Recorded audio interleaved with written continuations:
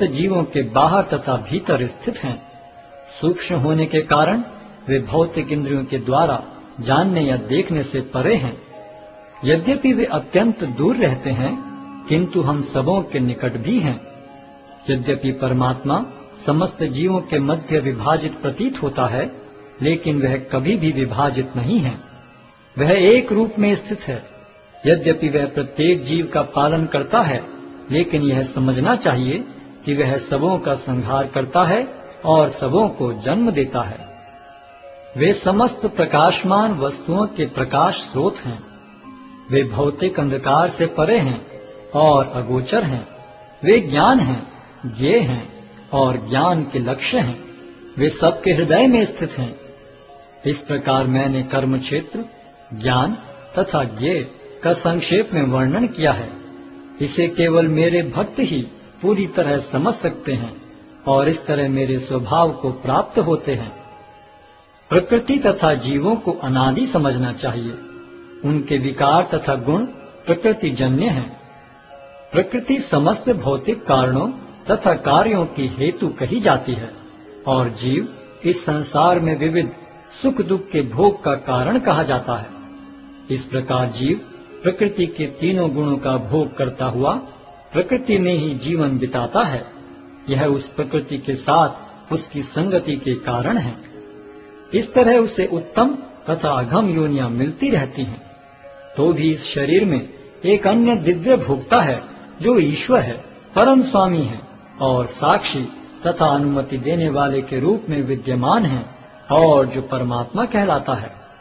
जो व्यक्ति प्रकृति, जीव तथा प्रकृति के गुणों की अंतर्क्रिया से संबंधित इस विचारधारा को समझ लेता है, उसे मुक्ति की प्राप्ति सुनिश्चित है। उसकी वर्तमान स्थिति चाहे जैसी हो, यहाँ पर उसका पुनर्जन्म नहीं होगा। कुछ लोग परमात्मा को ध्यान के द्वारा अपने भीतर देखते हैं, तो दूसरे लोग ज्ञान के अनुशीलन द्वारा, और कुछ ऐसे हैं जो निष्काम कर्म योग द्वारा देखते हैं। ऐसे भी लोग हैं जो यद्यपि आध्यात्मिक ज्ञान से अवगत नहीं होते, पर अन्यों से परम पुरुष के विषय में सुनकर उनकी पूजा करने लगते हैं।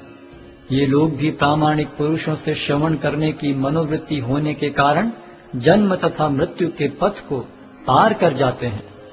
हे भरतवंशियों में श्रेष्ठ, यह जान लो कि चर तथा अचर जो भी तुम्हें अस्तित्व में दिख रहा है, वह कर्म क्षेत्र तथा क्षेत्र के ज्ञाता का संयोग मात्र है।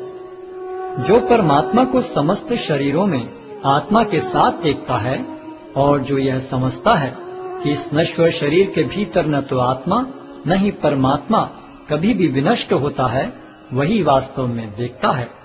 जो व्यक्ति परमात्मा को सर्वत्र तथा प्रत्येक जीव में समान रूप से वर्तमान देखता है, वह अपने मन के द्वारा अपने आप को भ्रष्ट नहीं करता।